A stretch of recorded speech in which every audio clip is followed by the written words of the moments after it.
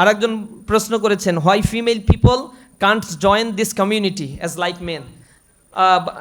এটা তো ইসলামী ছাত্র শিবির শুধুমাত্র স্টুডেন্টদের নিয়ে কাজ করে, শিক্ষার্থীদের নিয়ে কাজ করে। এখানে মেল ফিমেল বোথ পার্টিসিপেট করতে পারে। যেমন আজকের প্রোগ্রামে আপনাদেরকে ইনভাইট করেছি। এই জাতীয় অসংখ্য প্রোগ্রাম আছে। গতকাল আমাদের রোবোটিক ফেস্ট ছিল প্রাইভেট ইউনিভার্সিটি স্টুডেন্টদের নিয়ে। এখানে প্রায় রিজনেবল একটা অ্যামাউন্ট ছিল যারা ফিমেল আমাদের বোনেরা পার্টিসিপেট করেছে। আমাদের লিডারশিপের ক্ষেত্রে আমরা শুধুমাত্র বাংলাদেশের কনটেক্সটে আমাদের ছাত্রদেরকে আমরা নিয়ে লিডারশিপ গ্রো আপ করি, এবং আমরা এটা বিশ্বাস করি বাংলাদেশের কনটেক্সটে ফিমেলদের আলাদা প্ল্যাটফর্ম থাকা উচিত, এবং সেটা আছে।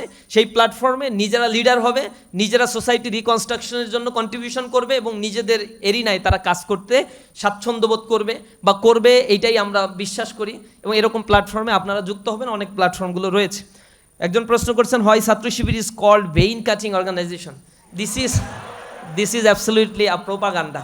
ইউ নো দ্যাট এই কোশ্চেন আমাদেরকে এইখানেও করা হয়, আবার কোথায় করে, এইখানে স্টুডেন্টরা বলে রাজশাহী করে। রাজশাহী কিন্তু একই কোশ্চেন আমাকে করে।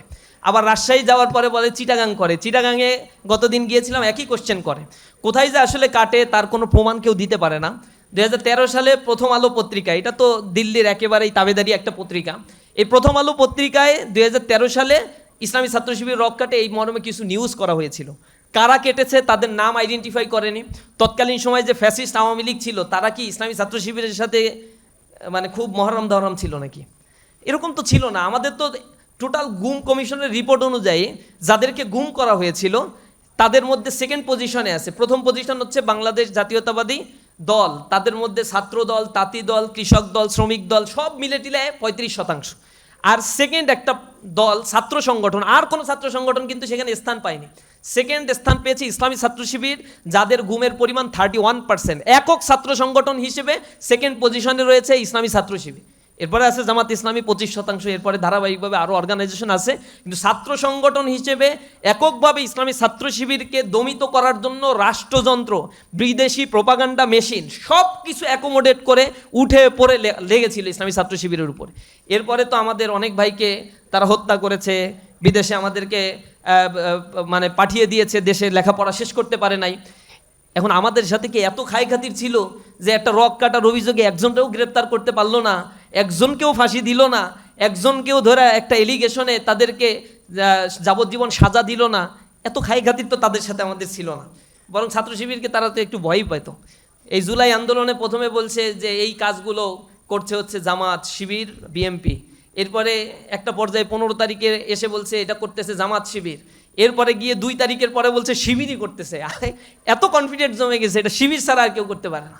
এবং শেখ হাসিনা কনফিডেন্টলি এই কথাগুলো বলছে, কারণ ডিজিএফআই রিপোর্ট ছিল তার কাছে। তো আমাদের উপরে একেবারেই অনেক নির্যাতন জুলুম চালিয়েছে, কিন্তু এই প্রমাণটা তারা করতে পারে না।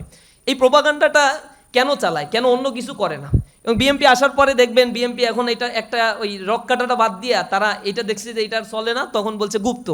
আর গুপ্ত টুপ্ত বলে দেখুন দেখে বিভিন্ন ইউনিভার্সিটিতে ইসলামী ছাত্র শিবির জিতে গেছে, তখন আবার এটাও বন্ধ করে দিচ্ছে যে না, কাজ তো হয় না। প্রোপাগান্ডা এখন আর চলবে না। বাংলাদেশে সঠিক রাস্তার পরিশীলিত সৃজনশীল পলিটিক্স যদি করতে পারেন তাহলে সাস্টেইন করবেন, আদারওয়াইজ আপনি স্টুডেন্টদের থেকে বঞ্চিত হয়ে যাবেন, আপনাকে আদারিং করে ফেলবে স্টুডেন্টরাই। আমাদেরকে এগুলো করতে হয় না। রাসূল করিম সাল্লাল্লাহু আলাইহি সাল্লামের উপরে এই প্রোপাগান্ডাগুলো চালানো হয়েছিল। এই প্রোপাগান্ডা ইসলামী ছাত্র শিবিরের ব্যাপারে তো বলতে পারে না যে ওরা হচ্ছে দর্শন করে, কারণ 5 আগস্টের পর থেকে দর্শনের রিপোর্ট আমার কাছে যা আছে 72টা কেস যেটা ছাত্র দলের মাধ্যমে সংগঠিত হয়েছে। তাদের আভ্যন্তরীণ কোন্দলের মাধ্যমে 185 জন ইতিমধ্যেই শহীদ হয়েছে কিনা আল্লাহ জানে, মারা গেছে। অনেকের জন্য তারা মায়া কান্না করেছে, অনেকের জন্য করে নাই। 2-1 জনের জন্য রাজনীতি করার জন্যই করছে, কিন্তু অন্যরা মারা গেলে এগুলো করে নাই তারা। এ হচ্ছে তাদের অ্যাটিটিউড। এখন শয়তানেও তো বিশ্বাস করবে না যে ছাত্র শিবির দর্শন করে, ছিনতাই করে, চাঁদাবাজি করে। এখন এইগুলো বলে যেহেতু টিকতে পারবে না, এ কারণে এমন একটা অস্পৃশ্য জিনিস নিয়ে আসছে যে রক কাটে। এবার কোথায় কাটে এগুলো খুঁজে খুঁজে বের করো, এবার যা পারো করো। তো রাসূলের প্রতিও এরকম ব্লেম দেওয়া হয়েছিল, এবং রাসূলকে বলা হয়েছে ও গণক, জাদুকর, কবিয়াল। এবং রাসূল তো হতবিহ্বল হয়ে পড়তো, কান্নাকাটি করতো। আল্লাহ রাব্বুল আলামিন বলতেন তোমার জবাব দেওয়ার দরকার নেই, আমি জবাব দিচ্ছি। এবং এটা কোরআন শরীফে 1500 বছর ধরে রেকর্ডেড হয়ে আছে। আল্লাহ রসুলকে বলছেন ওমা আল্লামনাহু শি'রা ওমা ইয়ামবাগি লাহ। কবিতা বানায় বানায় বলা আল্লাহ রাসূলের কাজ না, কবির কাজ তোমরা তোমাদের মতো করে করতে পারো, রাসূলকে এই জন্য আমি পাঠাই নাই। এরপরে ওমা সাহিবুকুম বিমাজনুন, আল্লাহ রাব্বুল আলামিন বলছেন তোমাদের সাথী মাজনুন না, সে পাগল না। তোমরা যে গণক বলো, জাদুঘর বলো, পাগল বলো, কে পাগল অতি শীঘ্রই তোমরা জানতে পারবা।